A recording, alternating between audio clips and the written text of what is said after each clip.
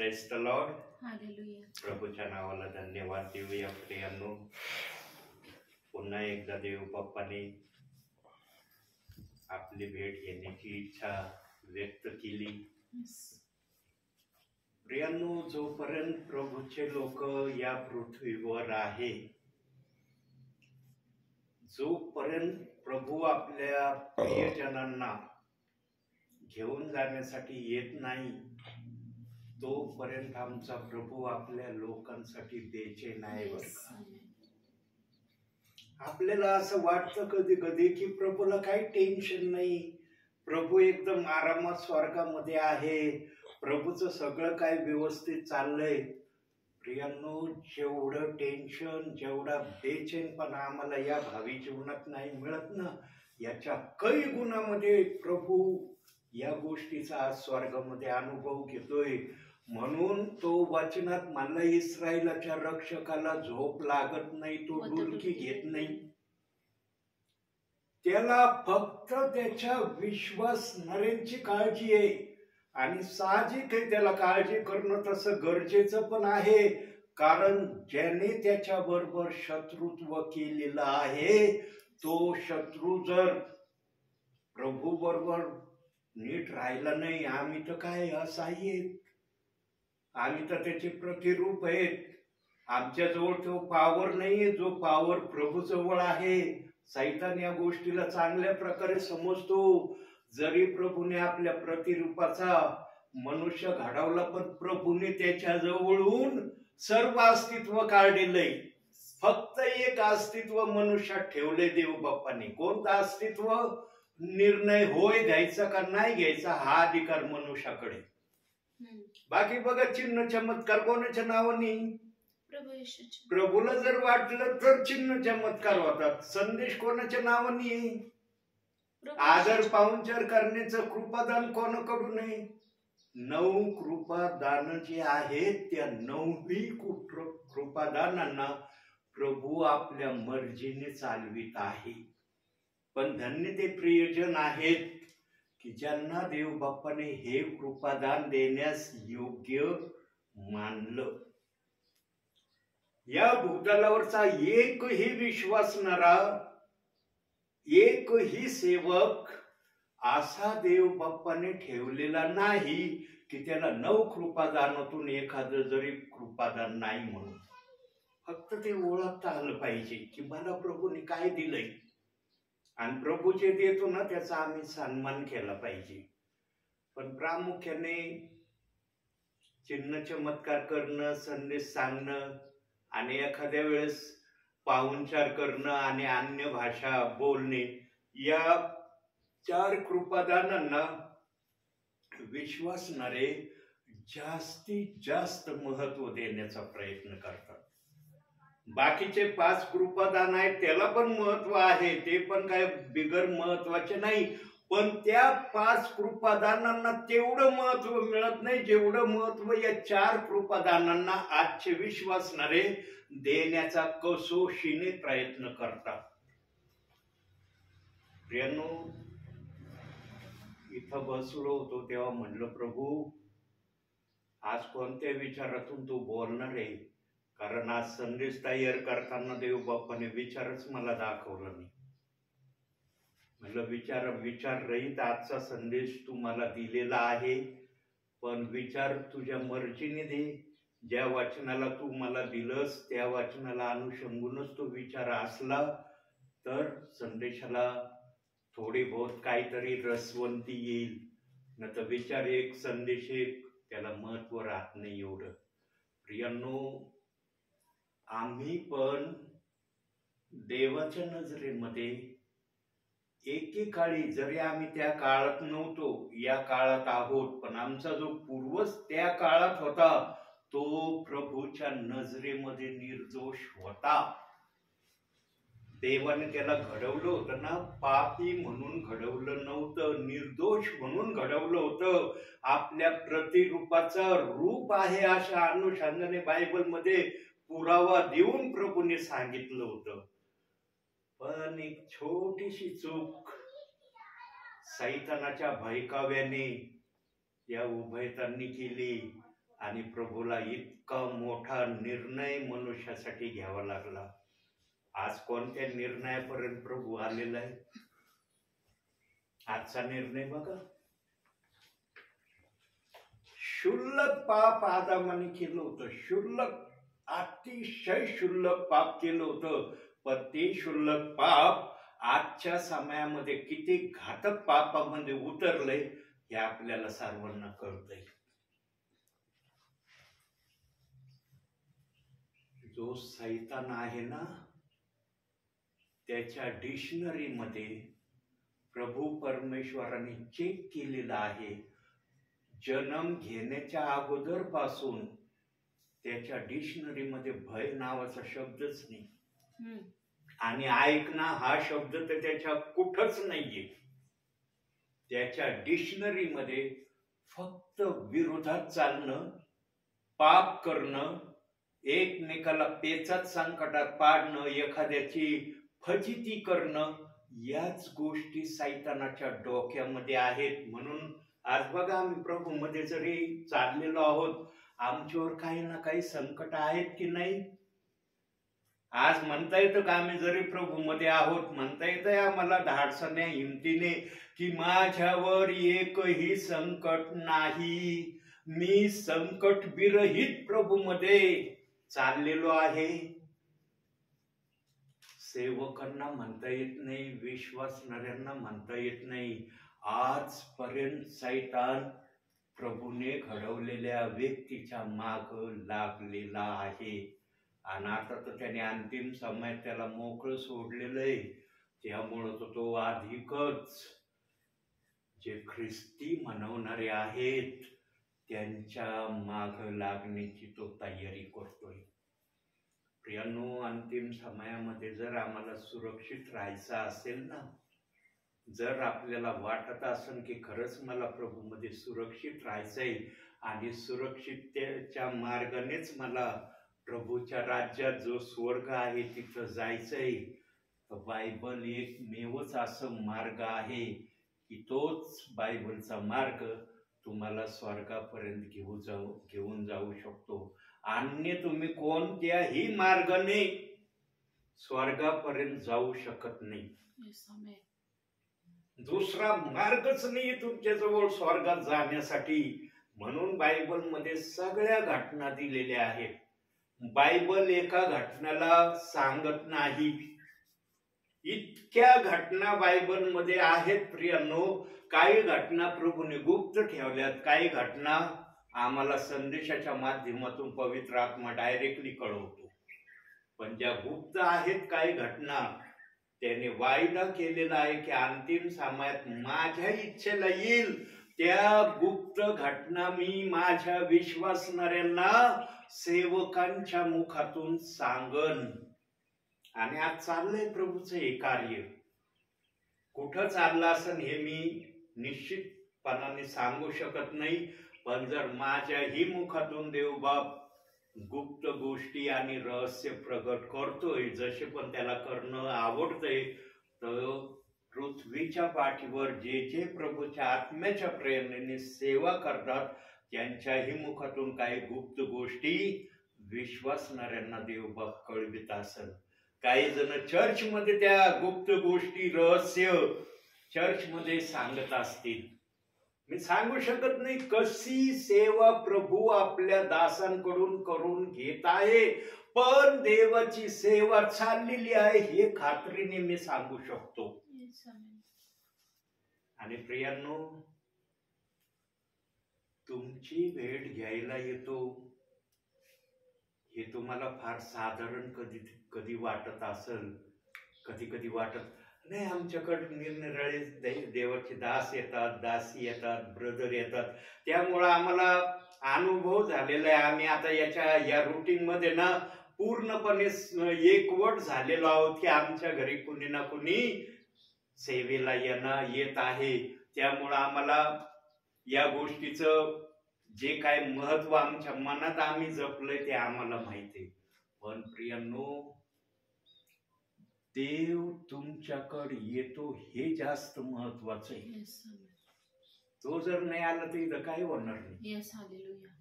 लक्षात घ्या ही बात. तो आला नाही ना, काही नाही होणार इथं. त्याला आजही तुमच्या बद्दल आदर आहे. आणि देवाच्या मनातला आदर तुमच्या विषयी कमी न होऊ देण्याची जबाबदारी तुमच्या हातात आहे. हे लक्षात ठेवा. कधी विसरू नका. प्रभू जर सोयी इच्छेने येतो ना, तर त्याचा आदर तसाच झाला पाहिजे ज्या इच्छेने प्रभू तुमच्याकडे येण्याची अपेक्षा करतो. काय आवश्यकता आहे का? कुठं राहतोय मी, कुठून कुठपर्यंत आलोय, बरोबर, कुठून कुठपर्यंत आलोय मी, बरोबर. प्रियांनो, देवाने सांगितल्याशिवाय कोणी कोणाकडे जाऊ शकत नाही. इतकं दूर येण्यासाठी मी प्रभूने नसतं सांगितलं. माझी बुद्धी जर म्हणली असते ना जा, बुद्धीचा विचाराला मी म्हणलं असतं इतकं लांब कशासाठी जायचं, काय आवश्यकता इतक्या लांब जाण्याची. त्यांना काय प्रभू माहिती नाही का तू गेल्यावरच प्रभू त्यांना कळणार आहे. आमची बुद्धी आम्हाला काही पण मार्ग सांगून टाळमटाळ करण्याचा रस्ता दाखवू शकते, पण जेव्हा देवाचा आत्मा म्हणतो ना तिथं जा, तिथं गपचूप जावं लागतं. तिथं किंतु परंतु नाही करावं लागत. आणि सांगितल्याप्रमाणे जसं सांगितलंय तसं जा. आणि प्रभू मला जसं सांगतो तसं मी करतो, म्हणून प्रभू माझ्या मुखातून आपल्याशी बोलतोय. मी देवाची आज्ञा मोडली ना, तुम्हाला खात्रीपूर्वक सांगतो, आजच सांगतो, भविष्याचं मला नाही माहिती, पण आजच्या या वर्तमान काळाचं सांगतो, जेव्हा पण माझ्यामध्ये देवाची आज्ञा मोडून सेवा करण्याच्या प्रक्रियेत जाईल ना, तेव्हा माझ्याकडून तशी सेवा होणार नाही जशी सेवा आज प्रभू माझ्याकडून करून घेत आहे. सेवक पण प्रभू बरोबर जोपर्यंत विश्वासू आहे तोपर्यंत त्याची आत्म्याची सेवा आहे. त्याने आत्म्यापासून भटकायला सुरुवात केली, संपला त्याचा सेवेचा विषय. हे अगदी मी काळ्या दगडावरची पांढरी रेष तुम्हाला सांगतो प्रियांनो. म्हणून आजचं वचन पण याच विचाराला अनुषंगून आहे. आपण काढूया आता ते वचन, की आजचं वचन आपल्यासाठी काय आहे. यिर्मयाचं पुस्तक, यशायाच्या नंतर यिर्मया 29 अध्याय 13वं वचन.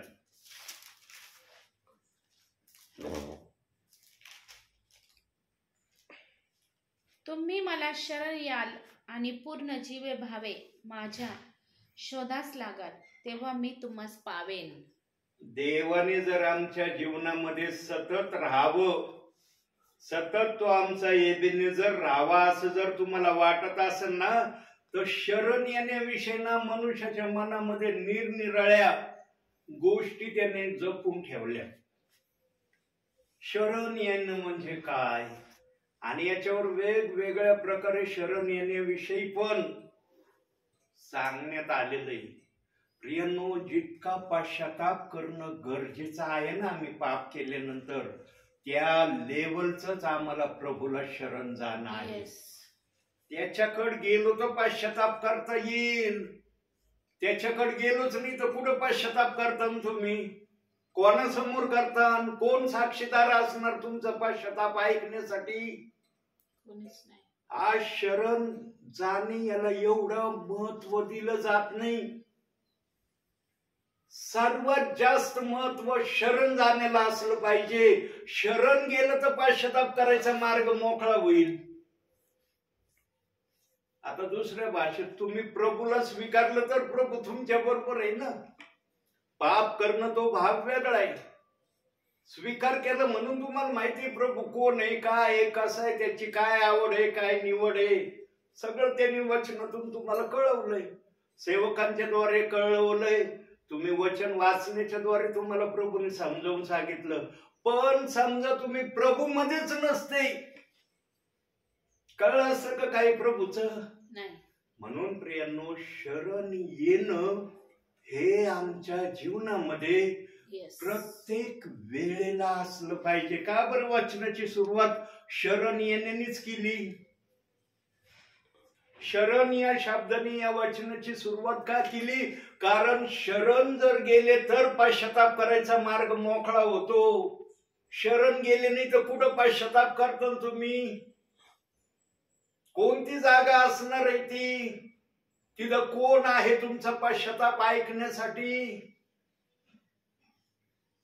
म्हणून वचन वाचणे, वचन समजणे, दोन गोष्टी सांगितल्यात प्रभूंनी. वचन कोणी वाचतं? वचन वाचायला कोणाला काही प्रॉब्लेम होत नाही, पण ते वचन काय बोलतंय, त्या वचनातून देवाच्या आत्म्याला आपल्या विश्वासणाऱ्यांना काय समजून सांगायचं, यासाठी सेवकांना देव बाप्पाने अभिषेक करून सेवेला पाठवले. ज्याचा अभिषेक झालेला आहे ना प्रियांनो, त्याच्याकडूनच सेवा होणं शक्य आहे. पण आज काही जणांना अभिषेक नसतानाही सेवा चाललेली बर का. म्हणून देवबाप म्हणला शेवटल्या काळी माझ्या नावाने पुष्कळ येतील. पण काही जणांनी ना या पुष्कळ येण्याला दुसरंच नाव दिलंय. शेवटल्या काळी प्रभू म्हणलं ना माझ्या नावाने पुष्कळ येतील, ते काय माहिती का, शेवटल्या काळी खोटे संदेश ते पुष्कळ येतील. ज्यांना प्रेषितांची कृत्ये 2 अध्याय 38 वचनाचा तिरस्कार आहे ना, त्यांच्याच मुखात हे शब्द जास्त करून तुम्हाला ऐकायला मिळतील. जे माझ्या नावाने शेवटल्या काळी येतील ना, त्याच्यामध्ये सगळे अभिषिक्त झालेले असतील असं नाही. अभिषिक्त सेवकाला ताबडतोब विश्वासणारे ओळखू शकतात. बोलण्यावरून त्या सेवकाची पारख होते, अरे यांचा संदेश आत्म्यातून आहे का बुद्धीतून आहे. विश्वासणारे फार ऍक्टिव्ह झालेले आहेत प्रियांनो. विश्वासणाऱ्यांना ना आता वरण भात ज्यादा नाही चलत. वरण भाताचे आता विश्वासणाऱ्यांना एवढी लालसा राहिली नाही, त्यांना बिर्याणी जास्त पाहिजे. बघा कुठं मीटिंग असली काय असली, बिर्याणीची तिनं खाण्यासाठी दुसरं येतं का, व्हेजिटेबल येतं का काही, का बिर्याणीच बनवली जाते? कारण बिर्याणीमध्ये जे आहे ना ते दुसऱ्यामध्ये एवढं नाहीये. म्हणून जो पण सेवक आहे त्याच्याजवळ उत्तमातला उत्तम संदेश पवित्र आत्म्याकडून आहे. फक्त 4 वचन माझ्या वहीमध्ये लिहिले, 4 वचन, आणि या 4 वचनाला मला जेवढा वेळ गेला ना तो मला माहित आहे. पण या 4 वचनांना देव बाप्पाने मला थोडक्यामध्ये सांगितलं. आणि देव बाप्पाला मी विनंती केलेली की मला मननामध्ये जर तू सगळं सांगितलं ना, तर मला खात्री नाही वाटत की जेव्हा मी तुझ्या नावाने उभा राहील तेव्हा जेवढं मला मननामध्ये तू दिलं तेवढं मी माझ्या विश्वासणाऱ्यांना सांगन म्हणून, किंवा तुझ्या आत्म्याला तेवढं सांगण्याची इच्छाच होणार नाही. तुझा आत्मा काही ना काही वगळीन त्याच्यातलं. म्हणून मला तेच तू मननामध्ये दाखव जे मला विश्वासणाऱ्यांसमोर सांगता येईल. थोडक्यात सांग, मी त्याच्यात समाधानी आहे. तिथं गेल्यावर तू राज आहेस, तुझ्याजवळ ज्ञान आहे, तुझ्याजवळ शहाणपण आहे, तुझ्याजवळ सगळ्या गोष्टी उपलब्ध आहे. तुला जसं आणखी पुढं बोलायची इच्छा असेल तसं माझ्या मुखातून बोल तू. मी सांगायला इन्कार करत नाही. जे जे मला म्हणशील ना तू बोल, मी लगेच बोलन. पण तू मला मननामध्ये जर एवढं बोलला, माझ्या ध्यानात तेवढं राहणार नाही. म्हणून आज देव बाप्पाने ना मला संदेशाच्या सुरुवातीचा विचारच सांगितला नाही. विचार विरहित आजचा हा संदेश माझ्या समोर मी तयार केलेला आहे. आज साऱ्या रस्त्याने म्हणलं देव बाप्पा आज विचार विरहित मी संदेश तयार केलाय. आता तिथं गेल्यावर तू डायरेक्ट वचनातून बोलतो का विचार प्रगट करतो? पण देव बाप्पाला दया आली माझी. विचाराच्या माध्यमातून देव बाप थोडं का व्हायना बोलला आणि आपल्या वचनावर तो आता तुमच्याशी मार्गदर्शन करत आहे. प्रियांनो, शरण येणाऱ्या व्यक्तीने आपल्या जीवनामध्ये काय काय करणं आवश्यक आहे, 2 महत्वाचे पॉइंट आहे. त्या अगोदर काही गोष्टी देवबाप ऐकणाऱ्यांना आणखी सांगू इच्छित आहे. त्यामध्ये कोणती गोष्ट आवश्यकतेची आहे ते आपण जरा वचनातून पाहूया. स्तोत्र संहिता 51 3रं वचन. हे दोन महत्वाच्या गोष्टीकडे देवबाप आलेला नाही. कारण मी आपले अपराध जाणून आहे, माझे पाप मजपुढे नित्य आहे. प्रियांनो, कोणताच असा विश्वासणारा नाही, कोणताच असा सेवक नाही ज्याला आपल्या अपराधाची जाणीव नाही, किंवा त्याला म्हणता येऊ शकतं की मी काय अपराध केलाच नाही, मी देवासमोर निरपराधी आहे, क्षुल्लक अपराधाचा देखील मी दोषी नाही, असं आज कोणालाही म्हणण्याचं धाडस नाही. काही ना काही त्यांनी अपराध केलेले आहेत आणि शरण येणाऱ्या व्यक्तीने प्रामुख्याने जे अपराध त्याला आठवतात ना, त्या अपराधांना एकांतामध्ये प्रभूला सांगणं गरजेचं आहे. म्हणून देवबापाने वचनात सांगितलंय, या प्रक्रिया पूर्ण व्हावे ना, जसं वचन आलं, या वचनाला सपोर्टिंग त्यांनी ठेवलंय. काय सपोर्टिंग ठेवलंय वचनातून पाहूया. नीतिसूत्रे 28वा अध्याय 13वं वचन.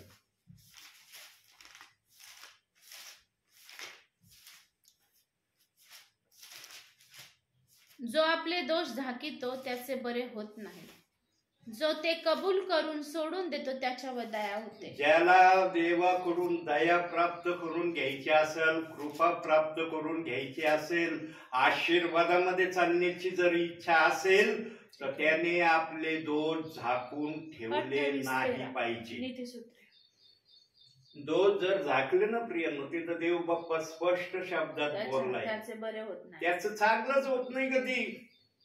तो जीवनभर चांगला होण्याची प्रयत्न करतो. देव म्हणतो तू ते केलंच नाही जे मला करायला हवं पाहिजे, ज्याने मी संतुष्ट होतो तू केलंच नाही, तुला सांगूनही तू केलं नाही.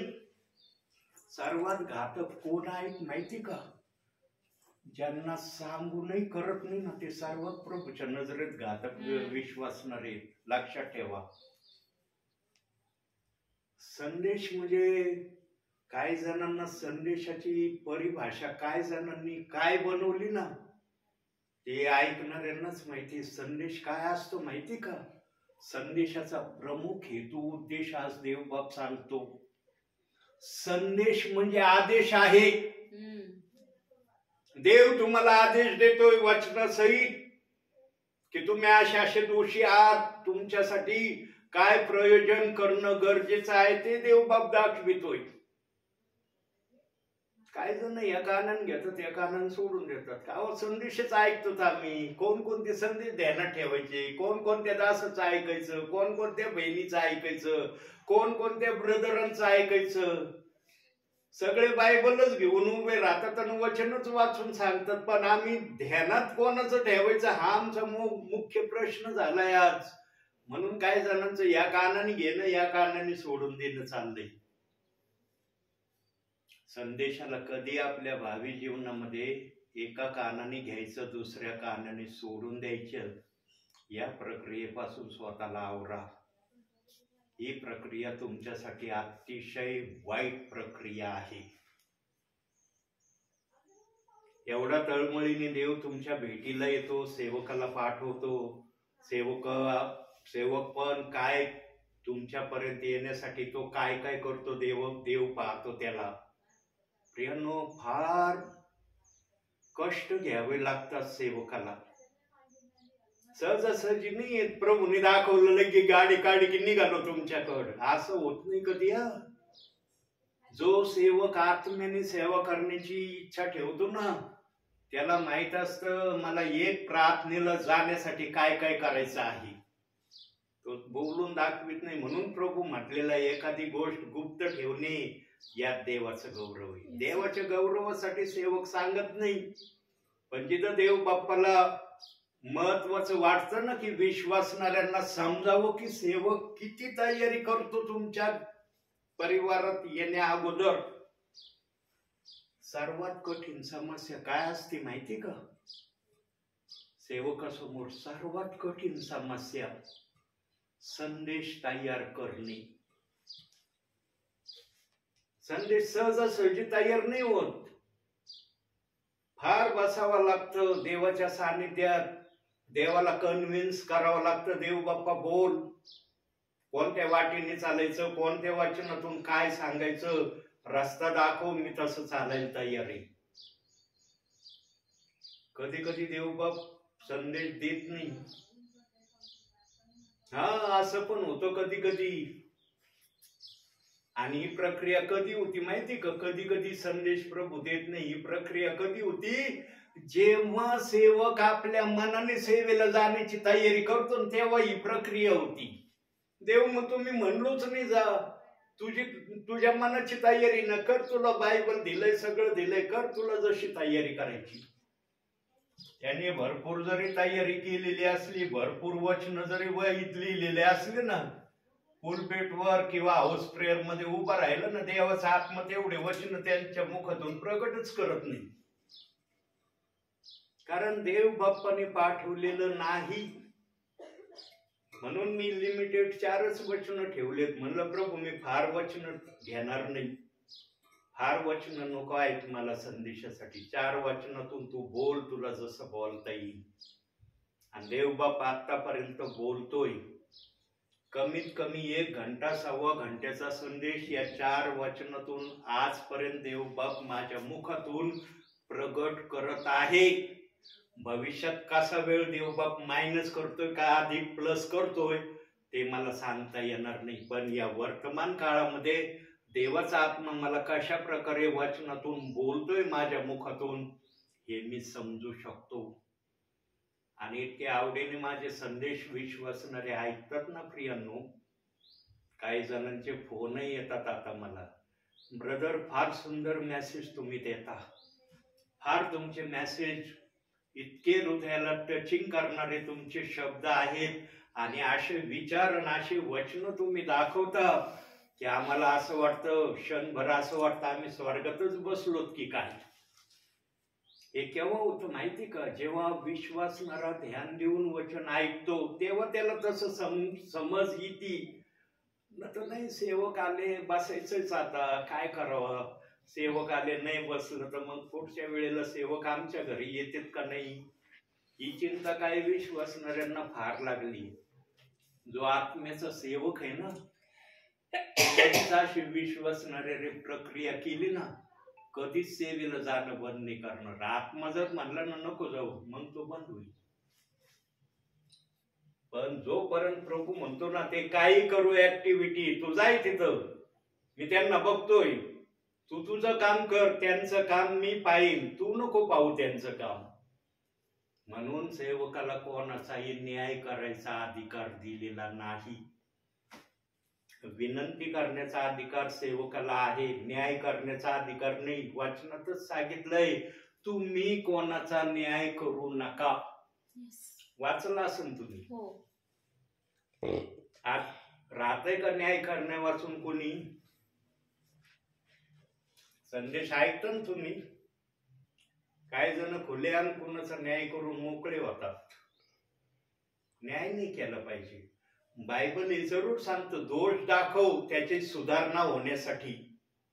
दोष दाखवण्याला देव बाप्पाच्या आत्म्याने मान्यता दिली, पण त्यांचे दोष दाखवायचे ज्यांचे दोष देवाला दिसत आहेत. दोष दाखवण्याची पण प्रक्रिया देवबाप सांगते, ज्यांचे दोष देवाला दिसत आहेत त्यांना तू सुधारणुकीसाठी त्याचे दोष त्यांना दाखव. त्यांना त्यांचे दोष पदरी घ्यायला वचनातून सांग. न्याय करायला मी सांगितला. आज एक वाक्य ना सेवकाच्या मुखात, सिस्टरांच्या मुखात, ब्रदरांच्या मुखात ते शब्द जायला तयार नाही. आणि मी फार बारकाईने या गोष्टीला वॉच केलेला आहे. कोणती गोष्ट माहिती का? आज आहे ना एकमेकाला दुर्जन म्हणण्याविषयी ना भयच राहिलं नाही कोणाला. जरासं शुल्लक काही चूक झाली दुर्जन झाले बरं काही. अरे इतक्या सोप्या गोष्टीने देव दुर्जन म्हणेन का? इतक्या सोप्या गोष्टीने त्याला दुर्जनाच्या लिस्ट मध्ये नेईन? दुर्जन शब्द बायबल मध्ये आहे. देवाच्या आत्म्याने दुर्जन शब्द ठेवलाय, पण दुर्जन कोण आहे माहिती का? जो देवाच्या नजरेत पाडला ना तो दुर्जन आहे. माणसाच्या विरुद्ध किरकोळ पाप झालं म्हणजे तो त्याचा दुर्जन बनला का? बघा, अनुभवातून तुम्हाला अनुभव येत असन. आज फार वाचनाला धरून ना काही गोष्टी इतक्या विपरीत आल्यात ना प्रियांनो. देवबाप मला एक एक गोष्टीची आठवण करून देतो, म्हणतो सांगे. देवाचा आत्मा पण त्यालाच बोलण्याची इच्छा प्रकट करतो जो निडरतेने सांगणार आहे. पेत्र पेंटिकॉस्टच्या दिवशी निडरपणे बोलला, घाबरलाच नाही तो कोणाला की माझ्या समोर कोण उभे, राजे उभे का आणखी त्याच्यापेक्षा मोठे अधिकारी. जे देवाचा आत्मा म्हणला लगेच बोलून मोकळा झाला.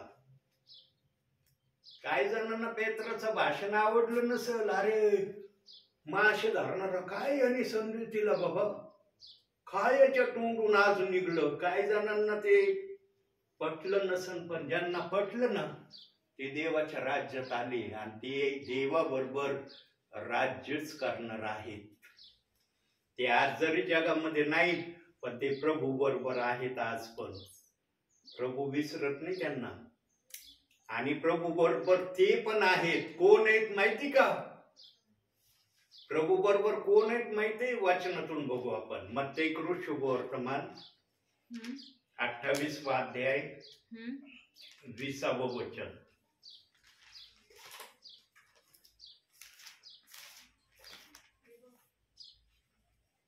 जे सर्व काही मी तुम्हास आज्ञापिले ते पाळावयास त्यांस शिकवा, आणि पहा युगाच्या समाप्तीपर्यंत मी सदोदिस तुम्हा बरोबर आहे. 18वे एक वचन वाचा. तेव्हा येशू जवळ येऊन त्यांस म्हणाला, स्वर्गात आणि पृथ्वीवर सर्व अधिकार मला दिला आहे. या अधिकार वाणीने येशू ख्रिस्ताने त्या समाजातल्या विश्वासणाऱ्यांना ज्यांनी ज्यांनी येशू ख्रिस्ताचा संदेश उपदेश ऐकून येशू ख्रिस्ताच्या नावावर विश्वास ठेवला त्यांना त्यांनी आश्वासनाचा शब्द दिलाय, युगाच्या समाप्तीपर्यंत मी तुमच्या बरोबर आहे. युगाच्या समाप्तीपर्यंत राहिलेत का ते विश्वासणारे जे येशूचे संदेश ऐकत होते? दिसतात का आज आम्हाला? पण येशूचा दिलेला शब्द, येशूने बोललेलं वाक्य आजही बायबल मध्ये, पण या वाक्याला थोडं गलत वळण लावण्यात आलंय. या वाक्याची जरा दिशाभूल करण्यात आलेली आहे. काय सांगण्यात येतं? येशू काय म्हणला? युगाच्या समाप्तीपर्यंत मी तुम्हा बरोबर आहे. म्हणजे मत्ती 28:19चा बाप्तिस्मा घेणं अनिवार्य आहे, तर तो युगाच्या समाप्तीपर्यंत आमच्या बरोबर आहे. आणि नाही घेतलं तर मग कोण आहे तुमच्या बरोबर? बाप्तिस्मा नाही घेतलं तर कोण आहे तुमच्या बरोबर? देवाने ना त्या ठिकाणीच इशारा बोध दिला होता त्या पिढीच्या लोकांना. तिथंच देव बाप्पाने आपल्या मनातला संकल्प इनडायरेक्टली त्या लोकांना सांगितला होता की हे वचन मर्यादित काळासाठी आहे, हे वचन सर्वदा राहणार नाही. हे वचन जर मत्ती 28:19 सर्वदा असतं तर प्रेषित 2:38 वचन आलंच नसतं. समजून घ्यायच्या गोष्टी असतात प्रियांनो, आणि या गोष्टी पवित्र आत्म्याशिवाय कोणी तुम्हाला समजावून सांगणार नाही. आज जे तुम्हाला सांगण्यात येते किंवा तुम्ही जे ऐकले ना ते सगळं गलत ऐकले. आणि ज्यांनी ज्यांनी प्रेषित 2:38 वचनाचा गलत प्रचार अपप्रचार केलाय ना ते सर्वजण देवाच्या नजरेत कोणत्या लिस्ट मध्ये ते पण दाखवतो वचनातून. मत्ती शुभवर्तमान 12वा अध्याय 36वे वचन.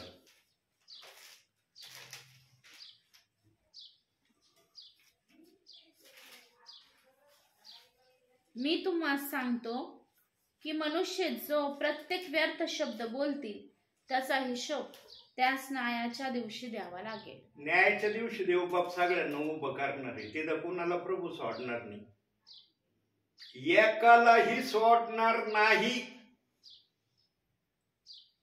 तिथं किती जण म्हणले ना प्रभू तुझ्या नावाने मत कृत्य केले, चमत्कार केले, भूते काढली. मोठे चमत्कार मी तुझ्या नावाने केले. माझा कोण तू हिशोब घ्यायसाठी मला इथं उभं केलं. मी फार तुझ्या नावाने संदेश दिले, जन्मभर तुझी सेवा केली.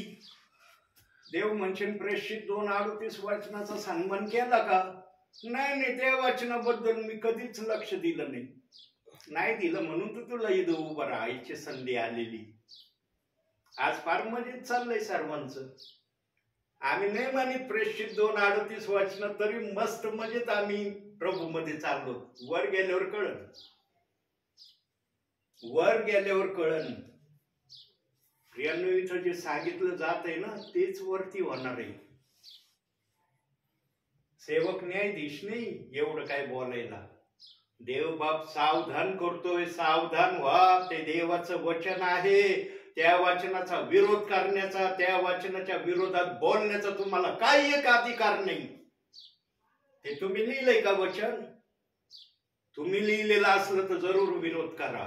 पण तर ते देवाच्या आत्म्याने लिहिलंय, तुम्हाला समजत नाही म्हणून तुम्ही त्याचा अपप्रचार का करता? देवाने लिहिलंय ते. मत्ते 28:19 वचनही देवाने लिहिलंय. प्रेषितांची कृत्य 2 अध्याय 38 वचन पण देवानेच लिहिलंय. म्हणता येईल का की एक वचन देवाने लिहिलंय आणि एक वचन माहित नाही कुणी लिहिलंय? येईन का म्हणता असं? हाय कोणाला म्हणण्याची ताकद की एक वचन देवाने लिहिलंय, एक वचन कुणी लिहिलंय आम्हालाच माहित नाही? प्रियांनो, खऱ्याला मरण नसतं. खरं असतं. खरं कधी लपत नाही, खरं कधी खोटं बोलत नाही आणि खरं प्रगट झाल्याशिवाय राहत नाही. ही देवाची प्रमुख बोलण्याची भाषा आहे. जो समजन तो वाचन, जो नाही समजणार ना राहण्यासाठी उभं. तिथं म्हणा मी फार विश्वासू होतो, फार सेवा करत होतो, येणाऱ्या प्रत्येकाचा संदेश मी ऐकत होतो, हार सेवकाचा मी पाहुणचार करत होतो, हार सेवकाला जाताना दान देत होतो, सगळ्या चांगल्या गोष्टी केल्या मी. देवाला फक्त देवाच्या वचनाचा विरोध करणं देव बाप कधीच सहन करत नाही. तर दान देण्याविषयी सांगितलंय प्रभूने. काढूया एक वचन आपण आता, दान शब्द आला म्हणून. इब्रिकराचं पत्र 13वा अध्याय 16वं वचन. 13वा अध्याय 16वं वचन.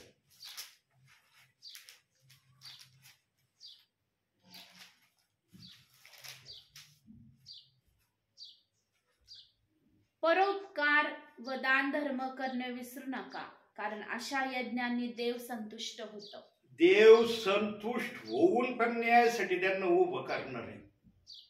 बघा त्या वचनात सांगते की दान देणाऱ्या व्यक्तीच्या दानाने देव संतुष्ट होतो.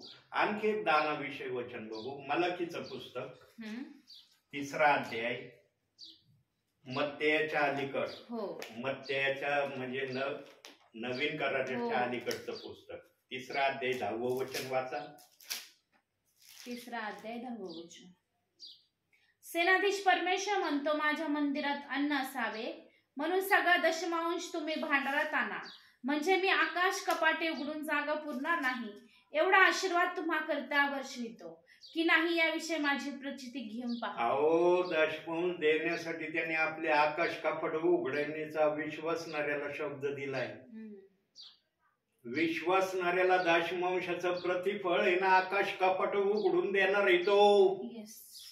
जे आकाश कपाट त्याचे धनाने भरलेले आहेत ते आकाश कपाट उघडणार आहे आणि जागा पुरणार नाही एवढं देणार आहे. वचन तर तू बोललाय जागा पुरणार नाही. आम्ही लिमिटेड दशमांश देव बाप्पाला देणार, पण देव बाप त्या दशमांशाचं रिटर्न आम्हाला न मोजता येण्याच्या प्रक्रियेत आम्हाला द्यायचं त्याने शब्द ठेवलाय. पण दशमांश योग्य ठिकाणी देणं महत्वाचं आहे. आज सर्व दशमांश देण्याची तयारी ठेवतात, काही जण ठेवत नसतील तो भाग वेगळा.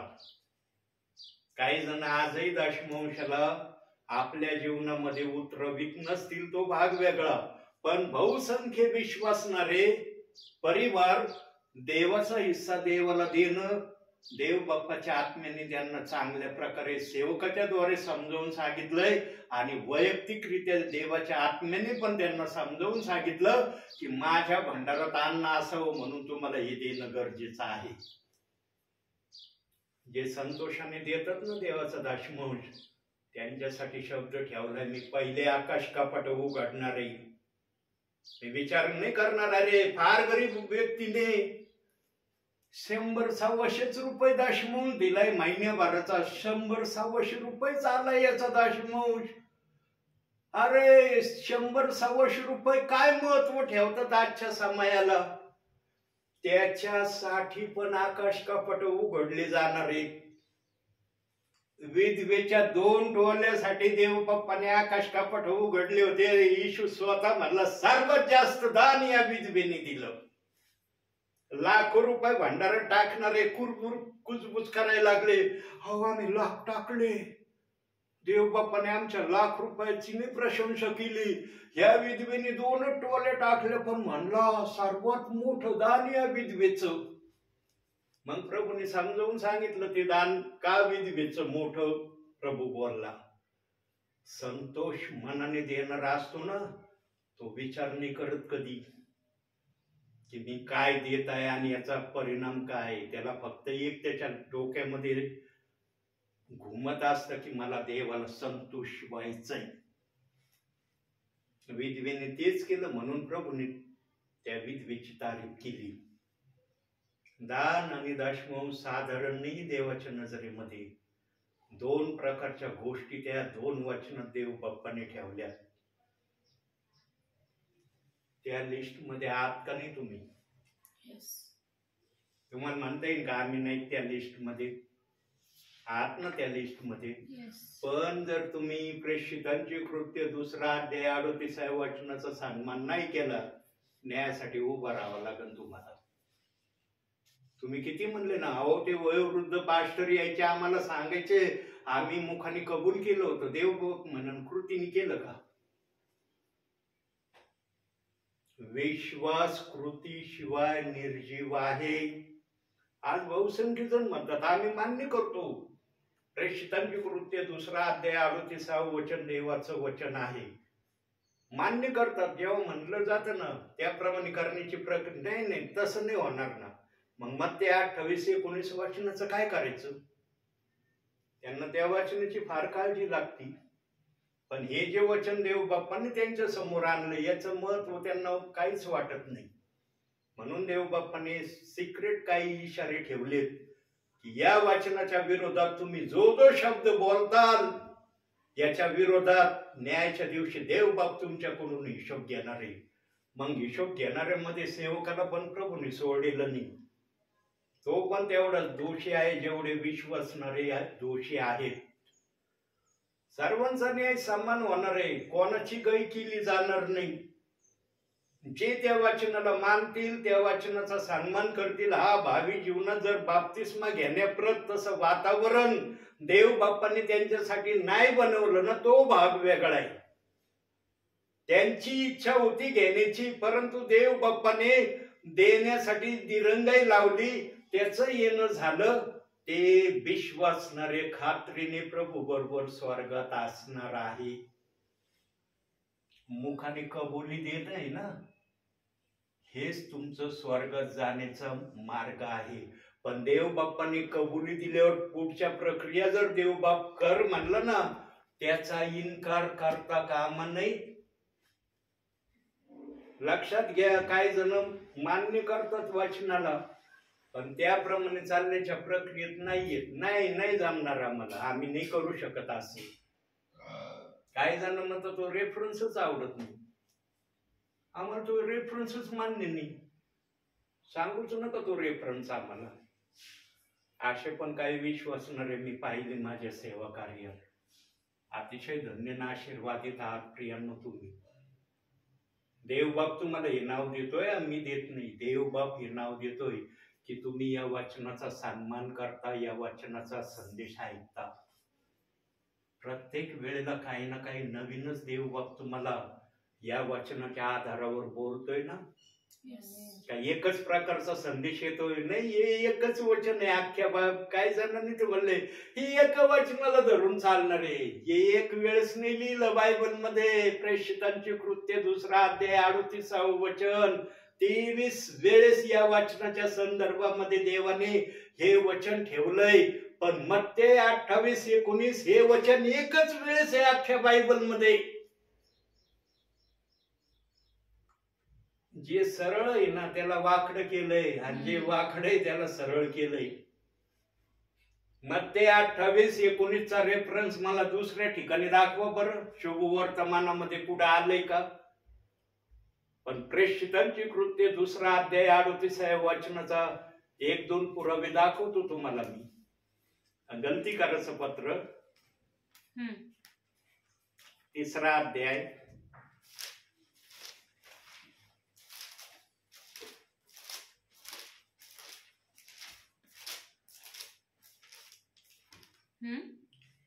27 वचन वाचा.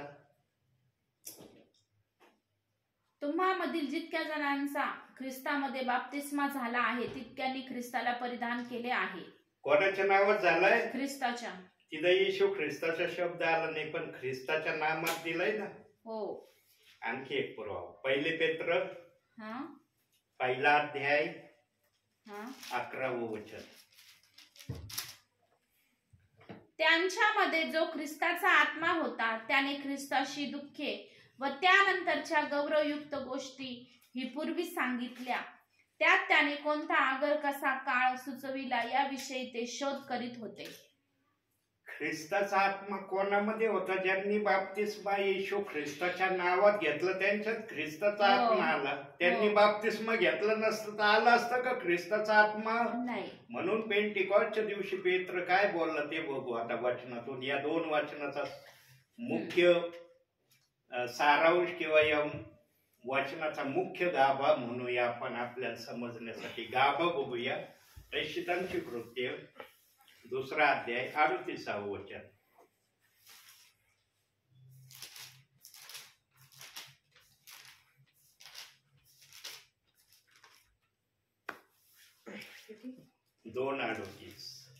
पेत्र त्यांस म्हणाला, पश्चाताप करा आणि पापांची क्षमा व्हावी म्हणून तुम्ही प्रत्येक जण येशू ख्रिस्ताच्या नामात बाप्तिस्मा. कोणाच्या नावात बाप्तिस्मा घ्या? येशू ख्रिस्ताच्या. येशू ख्रिस्ताच्या. ख्रिस्त हा शब्द जर 2 ठिकाणी आम्ही ऐकला तर तो बाप्तिस्मा या गोष्टीचं प्रमाण आहे की प्रेषितांची कृत्य 2 अध्याय 38 वचन एकदाच बायबल मध्ये आलंय. हे जे आज तुम्हाला सांगण्यात येतं सेवकांच्या द्वारे काही विश्वासणाऱ्यांच्या द्वारे हे सपशेल ते खोटं बोलत आहे. वचनाप्रमाणे सपशेल ते खोटं बोलत आहे. आता मत्ते 28-19 वचन काढा.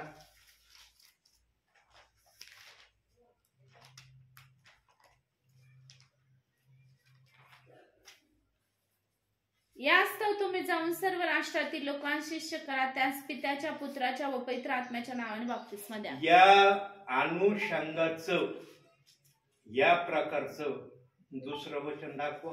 नाहीये. देवनं दुधाचं दूध आणि पाण्याचं पाणी करणार आहे. देव कधी दुधाला पाणी आणि पाण्याला दूध नाही म्हणत. म्हणून येशू ख्रिस्तांनी 12 शिष्यांना सांगितलं होतं येरुशलेम सोडून जाऊ नका, पित्याने देव केलेल्या देणगीची वाट बघा. आणि त्यांनी ऐकलं. ते नाही म्हणले प्रभू 3.5 वर्ष आम्ही तुझ्या बरोबर राहिलो, आम्ही सगळं काही तुझ्याकडून शिक्षण घेतलंय, तू कशी सेवा करतो, तू कशी चिन्ह चमत्कार करतो, तुझी सेवा करण्याची पद्धत कशी आम्हाला सगळं कळलंय. एवढं कळूनही तू आम्हाला येरुशलेम मध्ये थांबायची का आज्ञा देतो? आम्हाला लगेच म्हण मी चाललो स्वर्गात, तुम्ही जा येरुशलेमच्या बाहेर सांगा माझं वचन. कारण देव बाप्पाला मत्ते 28-19 सुवार्ता मान्य नव्हती. ती सुवार्ता मान्य नव्हती म्हणून तो म्हणला पित्याने देव केलेल्या देणगीची वाट बघा, ती येणार आहे आणि ती देणगी जे सांगन तीच सेवा करा. म्हणून पेंटिकॉस्टच्या दिवशी पेत्रावर जी देणगी आली, जो अग्नीची जीभ आली, त्या जिभेने जे पेत्राला बोलायला सांगितलं तेच पेत्र बोलला. पेत्र बोलला का? मग ते 28-19 वचनाची सुवार्ता सांगितली, दिलंय का तिथे ते वचन? म्हणून पेत्राचा विरोध चालला. ते पेत्राने मग ते 28-19 सुवार्ता नाही सांगितली. त्यांनी प्रेषितांची कृत्य 2 अध्याय 38 वचनाची सुवार्ता सांगितली. फक्त ओनली जीससची सुवार्ता आहे. नाव देऊन मोकळे झाले त्याला. म्हणतात की नाही, आज प्रेषित 2:38 वचन मानणाऱ्यांना ओनली जीसस आहे, तोही म्हणतात का नाही? तोंडावर जरी नाही बोलले पण मनात म्हणतात ना, अरे ओनली जीससची सेवा यांची. जे विपरीत नाव प्रेषितांची कृत्य 2 अध्याय 38 वचनाला विश्वासणाऱ्यांनी, सेवकांनी नावं दिलेत ना, जे पण नावं दिलेत त्याचा हिशोब देवबाप घेतल्याशिवाय राहणार नाही. इथं चाललंय, देवबाप म्हणतो करा, इथं तुमचे दिवस आहेत, वर आल्यावर माझे दिवस आहेत, इथं करा तुम्हाला जे करायचंय ते. देवबाप या समाज कोणाला स्टॉप का करीत नाही माहिती का? देवाला हे त्या वचनाविरुद्ध चाललेलं दुर्भाषण थांबवण्याची देवबाप्पामध्ये ताकद नाहीये. नाही ताकद. देवबाप का थांबवित नाही माहिती का? आमचा देव सैतानाला कधीच वाव देत नाही. सैतानाने म्हणून अरे बघा ना, प्रभूने आपल्या राज्यात घेतलेले लोकांच्या साठी देवबाप काय करायला लागला, म्हणून त्याने न्यायाची प्रक्रिया वर ठेवली. इथं करा तुम्हाला काय करायचं ते, वर आल्यावर मी हिशोब विचारेन. वचनाप्रमाणे आचरण केले का नाही केलं, थांबा इकडं. म्हणून स्वर्गाच्या दरवाज्यावर प्रभूने पेत्राला उभं ठेवलंय. असंच पेत्राला उभं नाही ठेवलं स्वर्गाच्या दरवाज्यावर. वारंवार देवाच्या आत्म्याने सांगितलंय काय कारण आहे पेत्राला तिथं उभं करण्याचं. फार मोठं कारण आहे प्रियांनो. सर्वात आशीर्वादित सेवक पेत्र आहे की ज्या सेवकाला या वचनाची सुवार्ता सांगण्याची देवबाप्पाच्या आत्म्याने संधी दिली. पण काय जण पेत्राला ना 3 वेळेस त्यांनी पाप केलंय. हो, 3 वेळेस प्रभूला नाकारलंय. जो नाकारतो ना त्यालाच देवबाप स्वीकारतो. देवाची ही भाषा आहे. आम्हाला वाईट वाटतं, अरे नाकारणार आहे, पण देवबाप त्याच्याकडून सेवा करून घेणारा बनतो. शाऊल किती देवाच्या लोकांचा छळ करणारा होता, किती मोठी सेवा झाली शाऊलाचा पाऊल. प्रेषितांच्या कृत्याच्या काही अध्यायापासून ते जवळपास इब्रिकरचं पत्र देखील पाऊलाच्याच नावावर बहुसंख्य जण म्हणतात, पण तिथं पाऊलाचं नाव दिलेलं नाही. पण जाणकार म्हणतात हे पत्र देखील पाऊलानेच लिहिलेलं आहे. एवढे पत्र लिहिणं सोपं काम नाहीये. जेवढा शाऊल वाईट होता तेवढी मोठी सेवा शाऊलाकडून पाऊलाकडून देवबाप्पांनी करून घेतली. जो देवाच्या विरोधात फार जातो ना, देवबाप त्याच्याकडूनच जास्त सेवा करून घेतो. मी पण देवाच्या विरोधात 3 वेळेस गेलो. 3 वेळेस कम्प्लिटली देवाला सोडून दिलं. कम्प्लीट म्हणजे कम्प्लीट. नाव दोष देवबाप्पाचं घेतलं नाही मी. किती दिवस घेतलं नाही हे माझ्या ध्यानात नाही. 1 सेकंद जरी मी देवबाप्पाला सोडलं ना, 1 सेकंद, ते देवाला सोडणं मान्य केलं जातं. 10 वर्ष जरी तुम्ही नाही मानलं प्रभूला तरी ते नाही मानलंच मान्य जातं. 1 सेकंदापासून प्रभूला सोडण्याची गिनती देवबाप करतो. आणि मी 3 वेळेस असं माझ्या भावी जीवनात केलंय. वारंवार मी संदेशात सांगितलंय. म्हणून देवाने माझ्याकडून अधिक चांगल्या प्रकारे सेवा करून घेतली. अगोदर मत्ते 28-19 वचनाची सेवा करून घेतली. आता प्रेषितांची कृत्य 2 अध्याय 38 वचनाची सेवा करून घेतोय. अनेक जण आजही माझ्या विरोधात आहे, राबाबांना विरोधात. जेव्हा या वचनात आलो तेव्हा काही जण म्हणले, ब्रदर मत्ते 28-19 सेवा केली तुम्ही आणि ह्या वचनाकडे आले. कोणता विश्वासणाऱ्याला जर कळलं ना तुम्ही ओनली जीसस कडे गेले, कुणी तुम्हाला दारात उभं नाही करणार. तुमचे जेवढे परिवार आहेत तेवढे सुटतील, सेवकही सुटतील, तुम्ही एकटेच राहताल. त्यावेळेस देवाच्या आत्म्याने मला काय उत्तर द्यायची प्रेरणा केली माहिती का? देव त्या व्यक्तीला बोलण्याची प्रेरणा देतो जो देवासाठी सर्व करण्याची तयारी ठेवतो. मी पण देवाच्या आत्म्याच्या प्रेरणेने त्यांना उत्तर दिलं, सगळे जरी सुटले ना माझ्या पासून चालेल, फक्त माझा देव माझ्यापासून नाही सुटला पाहिजे. तो जर सुटला ना मी संपलो. 2 वर्ष अतिशय कष्टाची सेवा माझ्याकडून झाली. निराशा, अपमान, छळ, विभिन्न तऱ्हेचे शब्द. काही जणांनी घरात बसल्यावर हाताला धरून मला घराच्या बाहेर काढलं. काय काय प्रक्रियेतून मी गेलो. मग मी एक दिवशी देवाला म्हणलं, देव बाप्पा मी तुझ्या वचनाकडे आलोय, पण हीच प्रक्रिया जर चालू राहिली तर कोणती सेवा माझ्याकडून तू करून घेण्याची अपेक्षा करतो? माझी हद्द आहे म्हणलं सहन करण्याची. मी हद्दीमधला व्यक्ती म्हणलं, माझी आता हद्द याच्या पुढे नाहीये सहन करण्याची. मला जेवढं सहन करायचं केलं, इथून पुढे तुझ्या इच्छेवर. विश्वासाची प्रार्थना कार्य करण्यास फार प्रबळ असते. लिहिलंय ना वचनात. जेव्हा एखादा विश्वासणारा सेवक विश्वासाची प्रार्थना करून ना देवाला मान्य होणारी, देव बाबती प्रार्थना कधीच अवमानित नाही. त्या प्रार्थनेला ऐकतो आणि त्याचं उत्तर देतो. 2 वर्षानंतर अशी सेवा माझ्याकडून देव बाप्पाने सुरू केली. मला क्षणभर वाटायला लागलं मी खरंच सेवा करतोय का? आतापर्यंत काय माझ्या सेवेमध्ये मी अनुभवलंय, आता हे काय मी सेवा करतोय? लोकांनीच मला गावांचे नावं दिले, विश्वासणाऱ्यांचे नावं दिली. मला माहित होतं का मी एवढा फिरलो होतो का? तेव्हा तर हिरो होंडा गाडी नव्हती माझ्याकडे. आज ज्या हिरो होंडा गाडीवर मी येतोय आपल्यापर्यंत सेवेला, त्यावेळेस माझ्याकडे सायकल होती त्या काळात. आणि सायकलवर लिमिटेड ठिकाणी मी जायचो. लुना देखील नव्हती, लुना नंतर आली. प्रियांनो, फार कष्टाची सेवा मी केली. म्हणून वयोवृद्ध स्थितीमध्ये देव बाप्पाने एवढ्या मोठ्या गाडीवर मला सेवेला आज घेऊन जाते. काही जण म्हणतात एवढ्या वयोवृद्ध स्थितीत तुम्ही ही गाडी चालविता म्हणे. ब्रदर, मला देव चालवितोय बाबा. मी नुसता स्टेरिंग धरितोय, सगळे हँडल देव करतोय गाडीचं म्हणलं. मी फक्त बसतो आरामशीर. प्रियांनो, देवासाठी झळ खाल्ली ना त्याला फळ मिळतं. पण जे पण फळ देतो ना त्याच्यात आम्ही संतुष्ट राहिलं पाहिजे. मोठ्या इच्छा नाही केल्या पाहिजे. प्रभू, 2 व्हीलर चालू फार कंटाळलो मी, आता 4 व्हीलर आली तर मला फार छान वाटल. देवाला जर 2 व्हीलरवरच तुम्हाला चालवायचं असलं तर बहुसंख्य जणांची ही मागणी.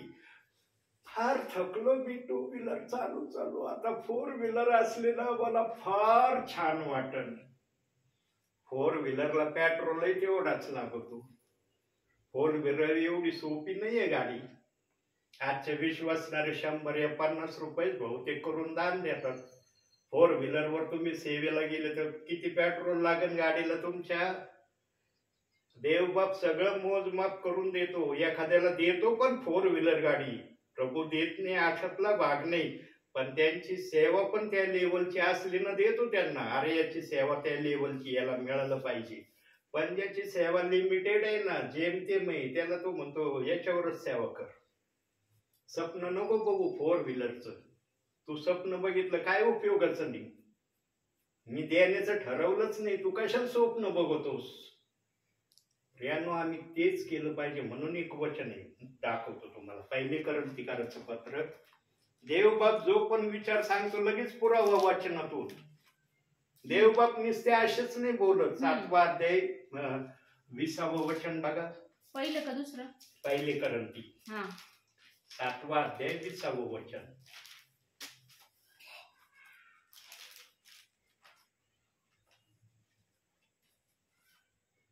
ज्या स्थितीत असता कोणास पाचारण झाले तीत त्याने राहावे.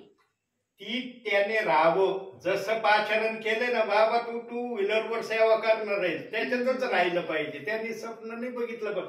फोर व्हीलर मी फार सेवकांकडून पाहतो, अरे माझी पण सेवा झालेली खूप ठिकाणी, मला देव बाप का द्यायना फोर व्हीलर. देवाने जर तुला द्यायचंच नाही ठरवलं तर तुझ्या बोलण्याला काय किंमत आहे.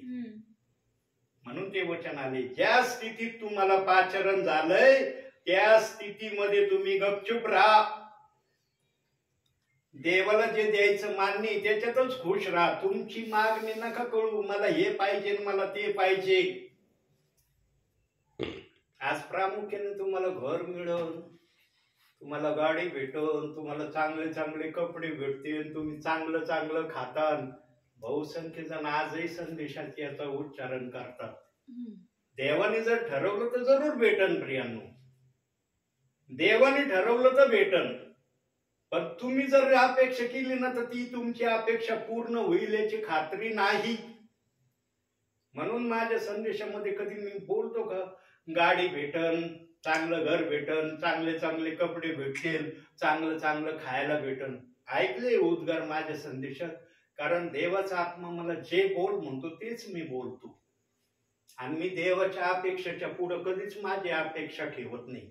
मी देवाशी एकच वाक्य बोललेलो आहे. जेव्हा प्रेषित 2:38 वचनात आलो ना, देवाला म्हटलं, देव बाप्पा तुला जर माझ्याकडून खरीच सेवा करून घ्यायची असली ना, मला दर्शन जर दिलंस ना, तू खरी सेवा करून घ्यायची जर तुझी इच्छा असेल ना, तर माझी पण एक इच्छा आहे, मला नेहमी खालच्या पातळीला ठेव, तू नेहमी उंच पातळीला राहा, तर माझ्याकडून सेवा होईल. ज्या दिवशी तुला खालच्या पातळीला मी वरच्या पातळीला जायचा निर्णय घेईल, तुझा आत्मा मला सहाय्य करील का? देवाला हेच वाक्य मी बोललेलो आहे. नंतर देव बाप्पाशी बोललो निरनिराळे वाक्य, असं नाही म्हणत की मी एवढेच वाक्यावर सेवा करतो.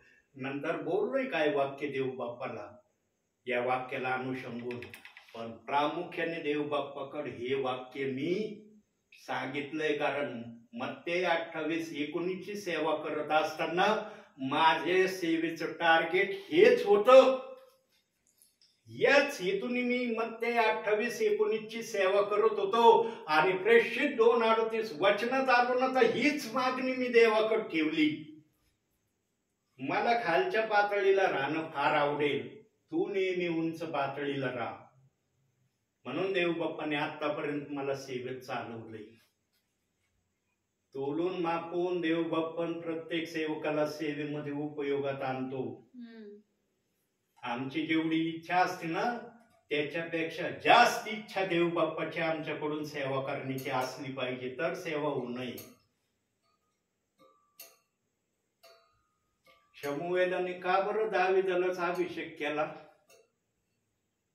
एवढे स्ट्रॉंग, उंचे, पुरे बलवान 6 जण होते, त्यांना का नाकारलं शमूएलाने? का तो म्हणला त्यांच्या पित्याला की आणखी कुणी आहे का तुमचा मुलगा? तर बाप काय म्हणला, एक आहे, गेलाय जंगलात शेड मेंढर घेऊन. तो म्हणला बोलवा, त्यालाच बोलवा, मला बघू देतो कोण आहे. जसा दरवाज्यात दावीद उभा राहतो, देवाचा आत्मा लगेच शमूएलाला म्हणला, हाच आहे, याला अभिषेक कर. देव बाप्पाच्या इच्छेने अभिषेक होतो प्रियांनो. आमच्या इच्छेने आमचा अभिषेक होत नाही. देवाने अभिषेक केला ना, त्याच्याकडून सेवा झाल्याशिवाय राहत नाही.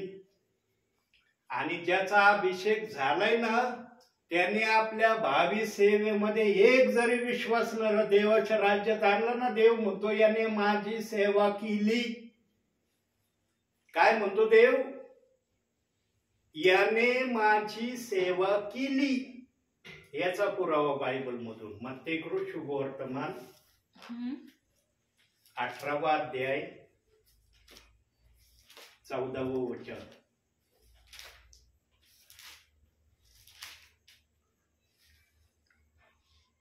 तसे या लहानातील कोणाचाही नाश व्हावा अशी तुमच्या स्वर्गातील पित्याची इच्छा नाही. कोणाची इच्छा नाही? स्वर्गातील पित्याची. म्हणून एक विश्वासणारा जर देवाच्या राज्यात आणला ना, त्या सेवकाने सेवा केली प्रभूची. या वचनाच्या आधारावर देव बाप माझ्या मुखातून आपल्याला सांगत आहे. मी असेच मोघम काही वाक्य बोलत नाही.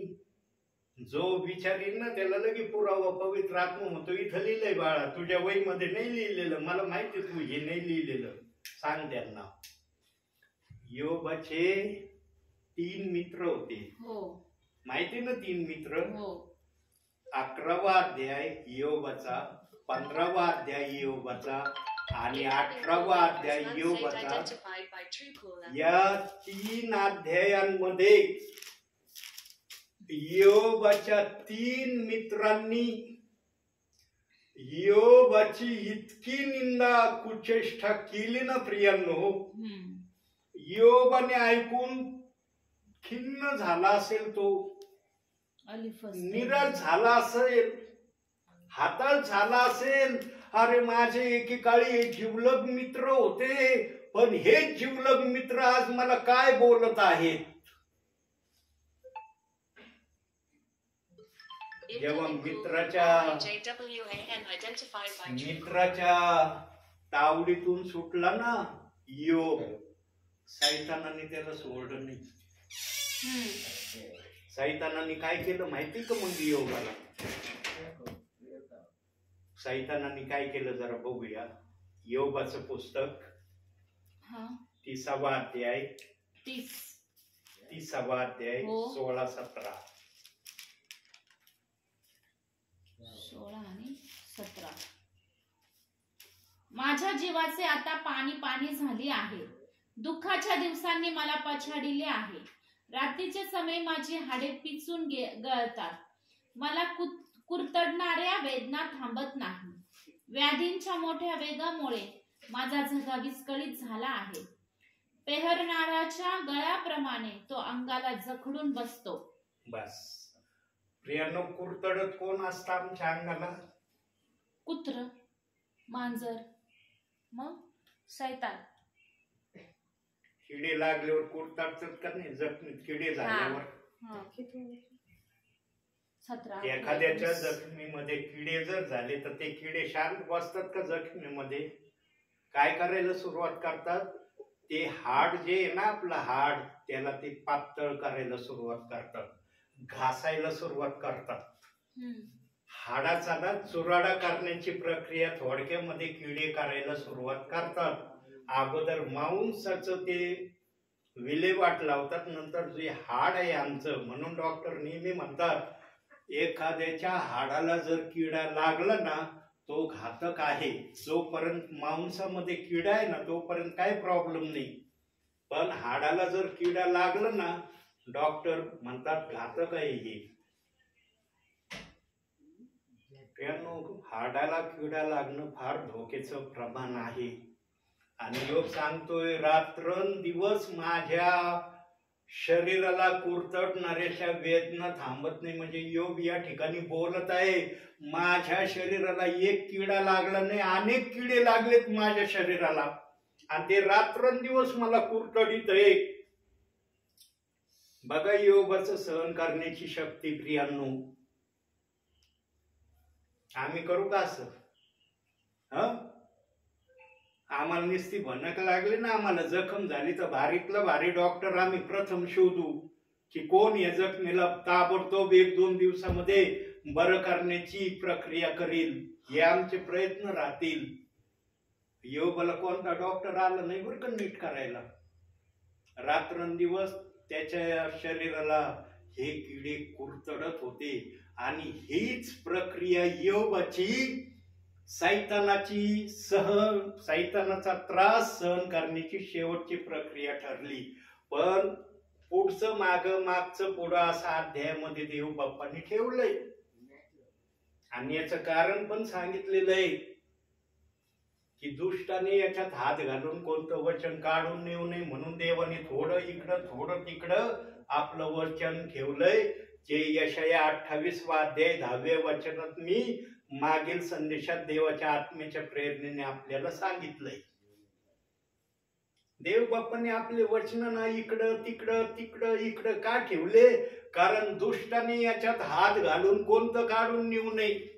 काही जणांना वाटतं 30व्या अध्यायामध्ये योगाविषयी असं लिहिलंय कुरतडणाऱ्याच्या वेदना. त्यानंतर किती अध्याय हो, 42 अध्याय म्हणजे 12 अध्यायाच्या अगोदर हे आलेलं आहे. पण या अध्यायामध्ये जे लिहिलंय ना, हीच इयोबाची सैतानाकडून सहन करण्याची शेवटची कसोटी होती. यानंतर देवबाप म्हणला, बस आता माझा दास इयोबाची तुला मी परीक्षा घेऊ देणार नाही. तो धुळीत आणि राखीत बसले, त्याला सहन व्हाय नाही ते कुरतडणाऱ्याच्या वेदना. आता तुला काही त्याला करू देणार नाही.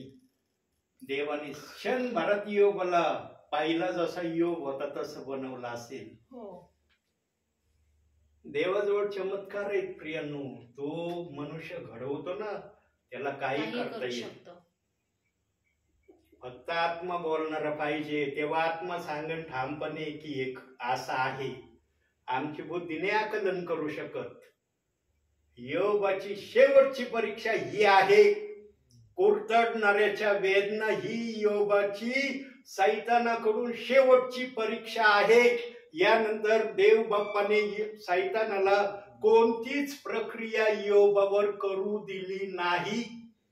आणि मग त्या 3 मित्रांना म्हणलं, लय योबाच्या विरोधात बोलले ना तुम्ही, जा योबाकडे माफी मागा, क्षमा मागा, आम्ही चुकलो, आम्ही तुझ्या विरोधात बोललो. योग माझ्या दासाने जर तुमच्यासाठी प्रार्थना केली तर मी तुमच्या पापाची क्षमा करीन. माझा दास योबाने जर प्रार्थना नाही केली तुमच्यासाठी, तुमची शिक्षा निर्धारित आहे. म्हणून योबाने आपल्या 3 मित्रासाठी प्रार्थना केली. तेव्हा देव बाप्पाने त्या मित्रांच्या पापाची क्षमा केली असं वचन सांगतं. पवित्र आत्मा सर्व गोष्टी सविस्तररित्या सांगू शकतो. प्रियांनो, आमच्या बुद्धीला एवढं आकलन होणं शक्य नाहीये. म्हणून एवढ्या कठीण परीक्षेमध्ये योबाला का सैतानाने नेलं त्याचं कारण बघू. आता आपण काढूया त्यासाठी एक वचन. योबाचं पुस्तक 1 अध्याय 9 वचन.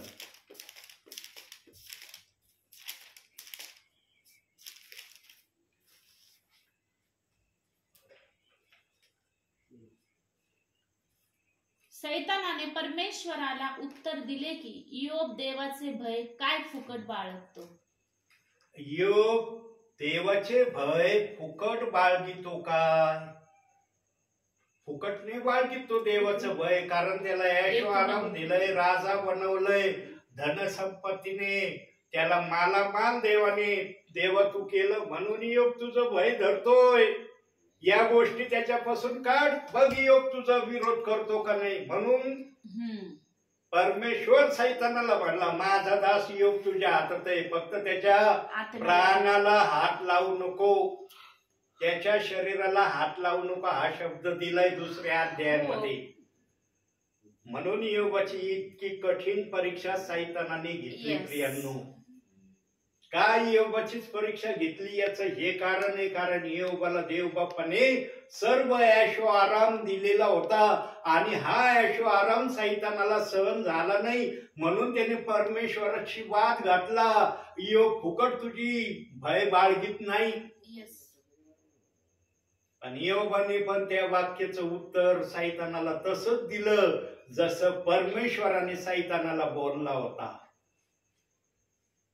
प्रियांनो, शरण जाण्यामध्ये आणि जीवे भावे देवाच्या शोधास लागण्यासाठी विश्वासणाऱ्याने आपल्या जीवनामध्ये प्रामुख्याने 2 गोष्टी केल्या पाहिजे. अतिशय थोडक्या वेळामध्ये आपण या 2 गोष्टी आता तपासणार आहोत. पहिली गोष्ट काढूया त्यासाठी. कोणत्या वचना संदर्भात हे 2 गोष्टी? तुम्ही मला शरण याल आणि पूर्ण जीवे भावे माझ्या शोधास लागाल, म्हणजे मी तुम्हाला पावेन. हा जो शब्द आपण पाहिला ना यिर्मया 29:13 वचनामध्ये, त्याच्या 2 अटी आणि शर्ती. त्याच्यातली पहिली शर्त आपण वचनातून पाहणार आहे. इफिसकरास पत्र 5 अध्याय 17 वचन. 5:17. हो. तुम्ही मूर्खासारखे होऊ नका, तर प्रभूची इच्छा काय आहे हे समजून घ्या. अनेक जण आज देव बाप्पाची इच्छा समजून नाही राहिले.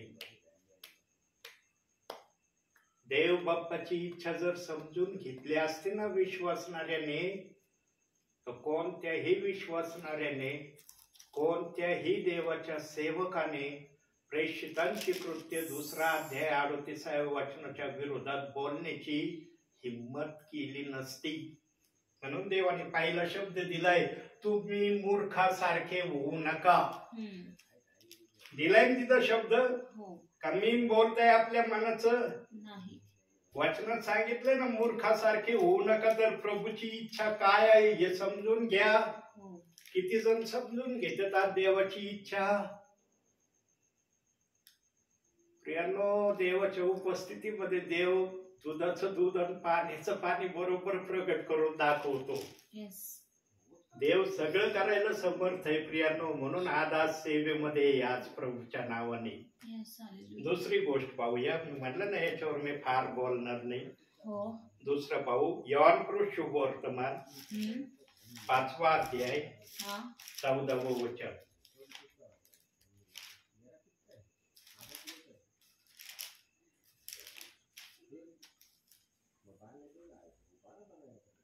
त्यानंतर येशूने त्याला मंदिरात गाठून म्हटले, पहा, तू बरा झाला आहेस. आतापासून पाप करू नको. करशील तर तुझे पूर्वीपेक्षा अधिक वाईट होईल.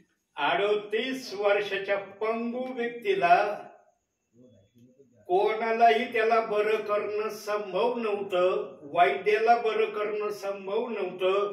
कोणत्याही गोष्टीने तो 38 वर्षाचा पंगू व्यक्ती बरा होऊ शकला नाही. पण येशू ख्रिस्ताच्या शब्दाने तो बरा झाला.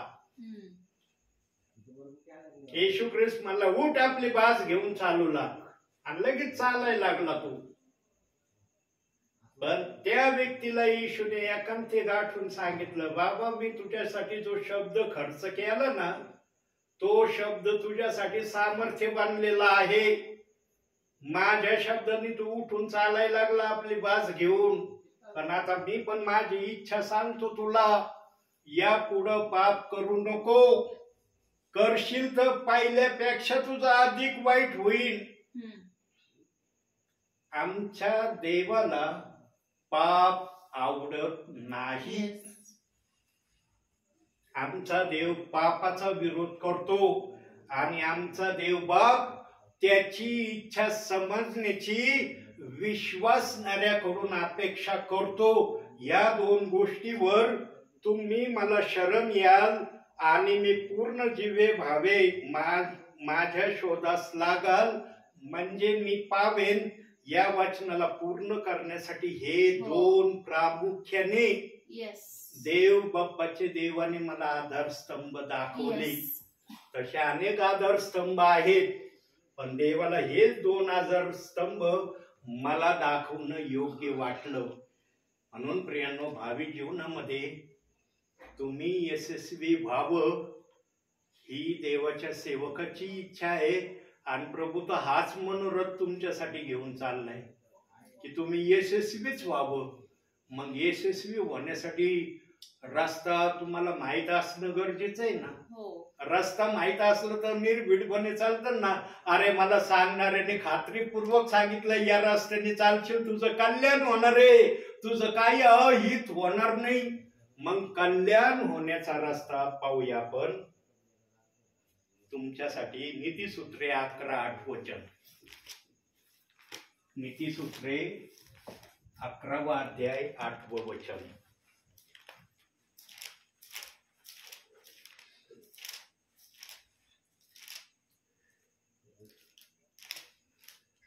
धार्मिक संकटातून मुक्त होतो आणि त्याच्या जागी दुर्जन सापडतो.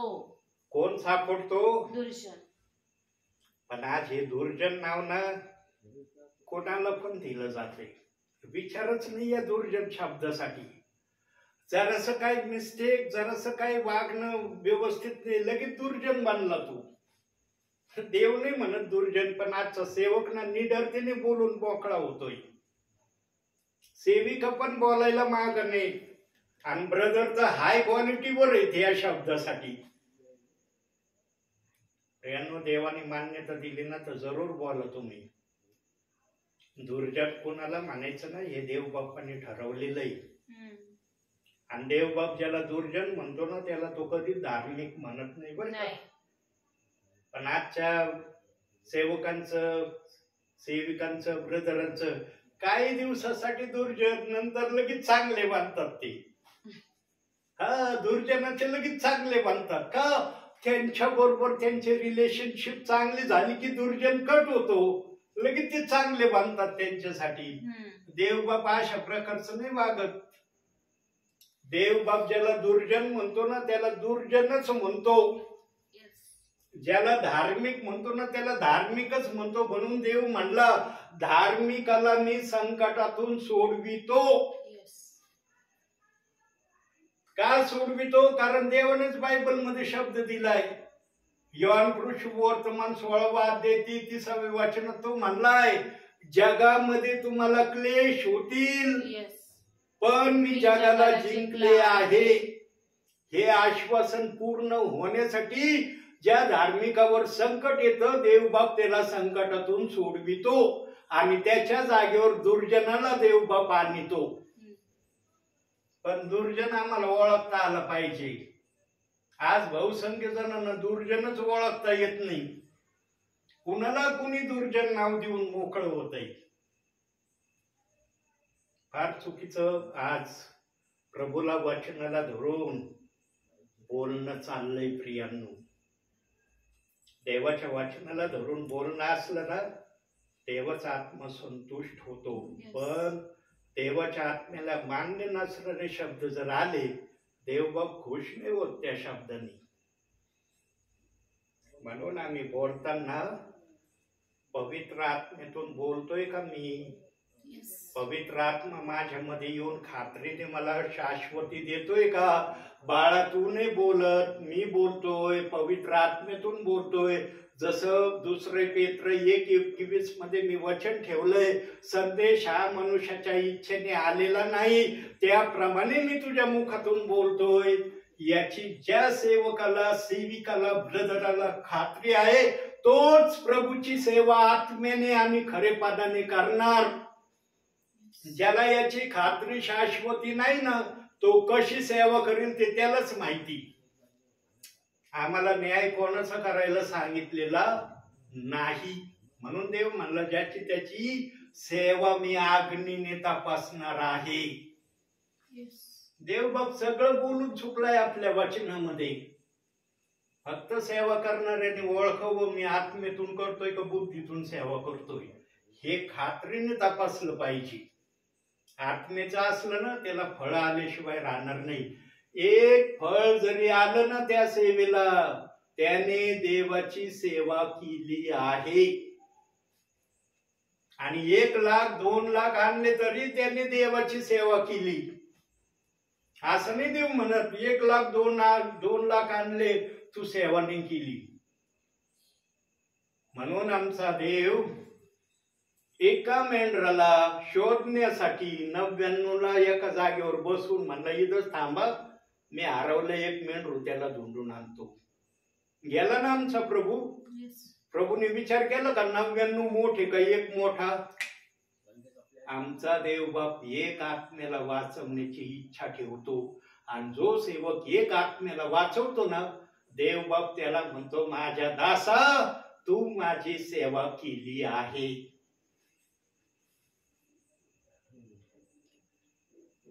अतिशय धन्य आहात प्रियतो. पुन्हा एकदा देवबाप तुमच्यासाठी बोलत आहे.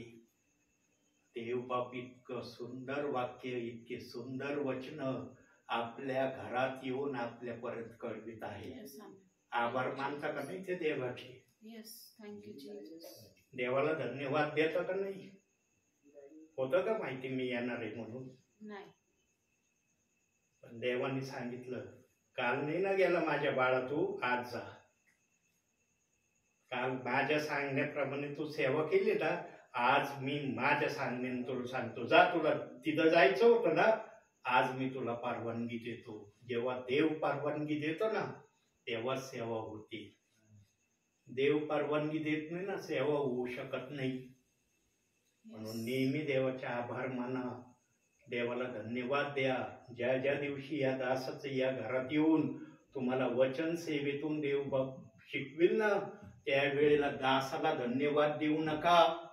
दास आज आहे उद्या नाही, त्या जिवंत देवाला धन्यवाद द्या. धन्यवाद माझ्या बापा, तू आपल्या दासाला आम्हाला आपल्या वचनातून सांगण्यासाठी पाठवलं. आणि हे जर केलं ना प्रियांनो, तुमचे आशीर्वाद तुमच्याकडे देवबाप दिल्याशिवाय राहणार नाही. म्हणून आजच्या छोट्याशा संदेशातून देवबाप तुम्हाला आणि मला भरपूर आणि भरपूर आशीर्वाद देव. आमेन. डोळे बंद करा, चालू राहू दे. काही सेकंद आपण एकदम काही सेकंद शांत राहूया, मनाला स्थिर करू आपण. कारण देवबाप आज आपल्या इच्छेने जसं त्याला तुम्हाला कळवायचं होतं तसा निरोप तुम्ही ऐकलेला आहे. तो निरोप एकाग्रतेने आपल्यामध्ये ग्रहण करण्यासाठी आपण काही सेकंद शांत राहूया.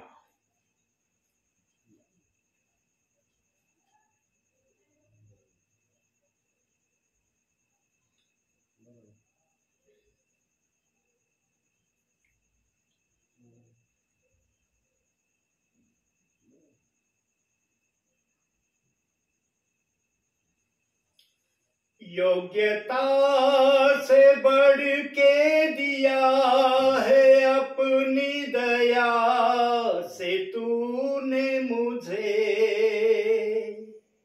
योग्यता से बढ़ के दिया है अपनी दया से तूने मुझे. मांगने से ज्यादा मिला मुझे, आभारी हूँ प्रभु मैं. मांगने से ज्यादा मिला मुझे, आभारी हूँ प्रभु मैं. धन्यवाद के साथ स्तुति गाऊंगा, हे यीशु मेरे खुदा. उपकार है तेरे बेशुमार, कोटि कोटि स्तुति धन्यवाद.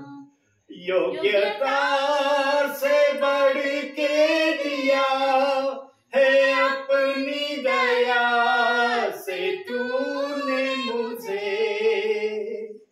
योग्यता से बढ़ के दिया है अपनी दया से तूने मुझे. मांगने से ज्यादा मिला मुझे, आभारी हूँ प्रभु मैं. मांगने से ज्यादा मिला मुझे, आभारी हूँ प्रभु मैं. धन्यवाद के साथ स्तुति गाऊंगा, हे यीशु मेरे खुदा. उपकार है तेरे बेशुमार, कोटि कोटि स्तुति धन्यवाद. चरण गा. तू है साचा जिंदा खुदा, कि तुझ पर ही भरोसा मेरा. तू है साचा जिंदा खुदा, कि तुझ पर ही भरोसा मेरा. सेवा पूरी करके पाऊं इनाम, प्रभु ऐसा दो वरदान. सेवा पूरी करके पाऊं इनाम, प्रभु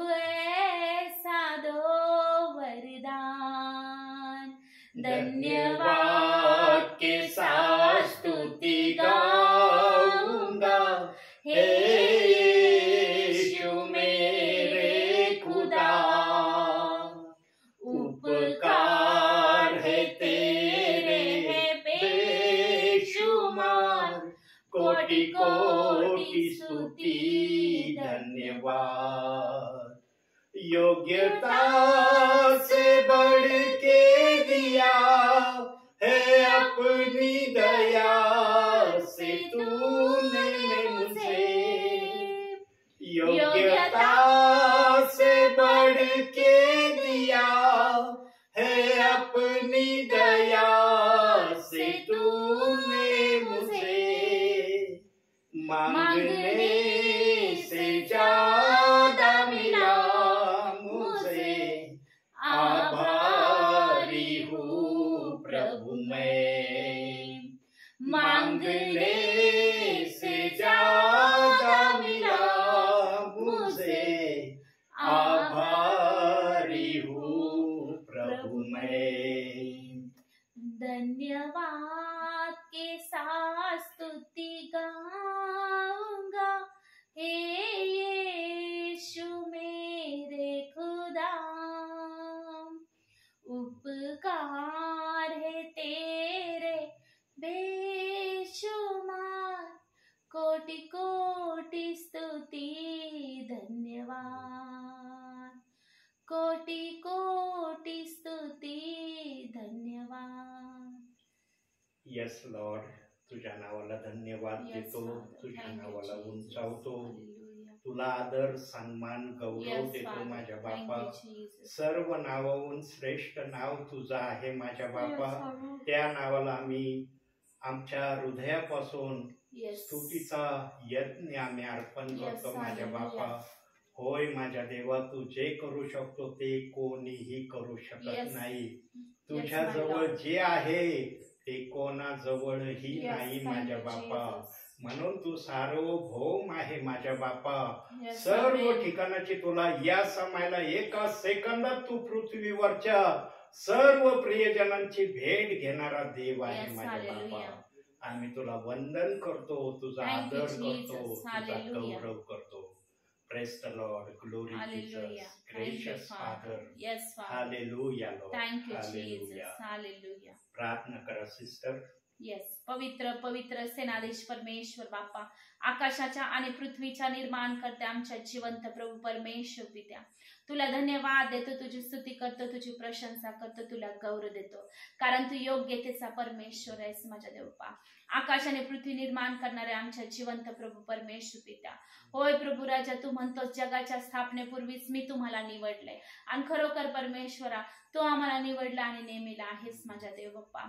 आज तुझ्या आभार आणि उपकार मानतो, तुझ्या चरणाजवळ बसण्याची तू आम्हाला संधी दिलीस माझ्या देवा।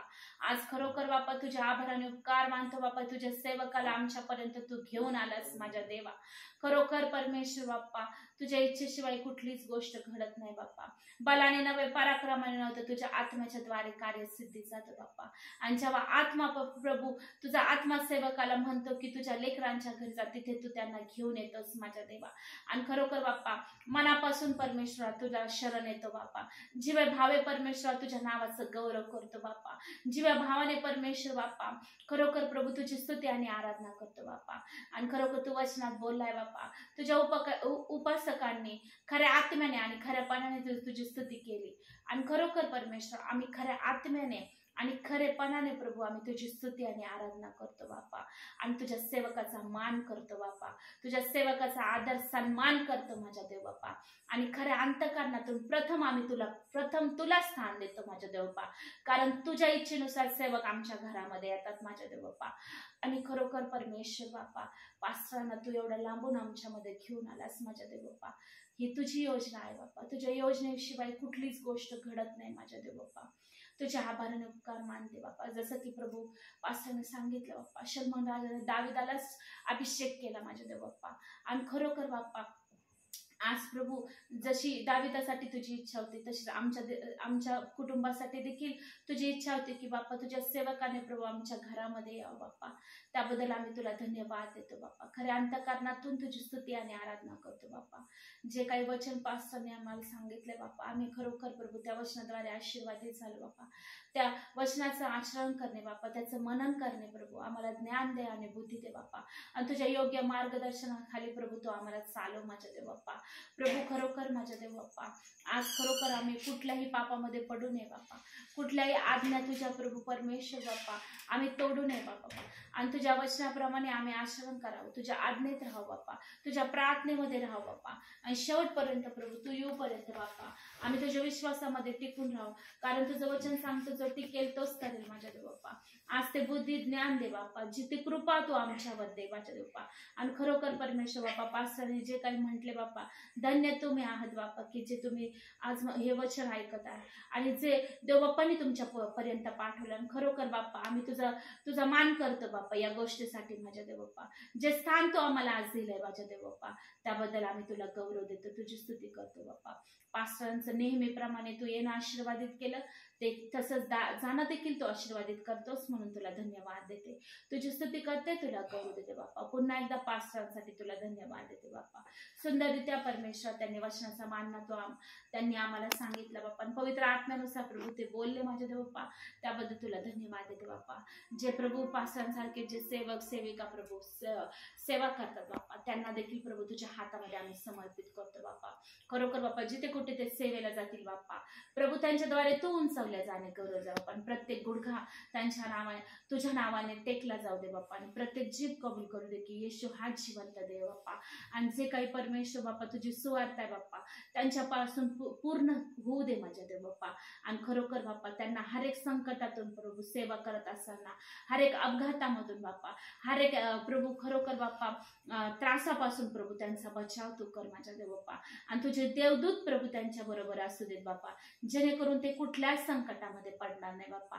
आणि त्यांची सेवा आशीर्वादित होऊ दे माझ्या देव बाप्पा. आज सर्व सेवक सेविकांना प्रभू आम्ही आशीर्वाद देतो माझ्या देव बाप्पा. आणि खरोखर बाप्पा तुझी मोठी योजना त्यांच्याद्वारे पूर्ण होऊ दे माझ्या देव बाप्पा. सगळा गौरव मान महिमा सन्मान गौरव आमचा पूर्ण परिवार म्हणून प्रभू आम्ही तुला देतो बाप्पा. खरोखर प्रभू हे घर आमचं नसून हे तुझं आहे बाप्पा. आणि खरोखर बाप्पा या घराबद्दल आम्ही पुन्हा एकदा तुला धन्यवाद देतो बाप्पा. या घरातून तुझ्या सेवकांद्वारे तू उंचावला जात आहे, गौरवला जात आहे, त्याबद्दल तुझे आभार उपकार मानते बाप्पा. खरोखर परमेश्वरा सुंदरशी रात्र तू आम्हाला दाखवतोस आणि सकाळ देखील आमच्या आयुष्याला जोडतोस परमेश्वरा. कारण खात्री नाही परमेश्वर बाप्पा की आम्ही सकाळ पाहू शकतो की नाही, पण केवळ आणि केवळ तुझी दया, तुझी कृपा, तुझा अनुग्रह आमच्यावर आहे बाप्पा. म्हणून आम्ही प्रत्येक दिवस नव्याने आम्ही पाहू शकतो, कारण तुझी प्रेम दया नव्याने रोज आणि रोज तू आमच्यावर करतोस, त्याबद्दल तुझे आभार आणि उपकार मानते बाप्पा. या घरातून परमेश्वर तुझं महान गौरव होत आहे आणि तुझं नाव उंचावलं जाते, त्याबद्दल तुला धन्यवाद देते. लाखो करोडोने तुझे आभार आणि उपकार मानते.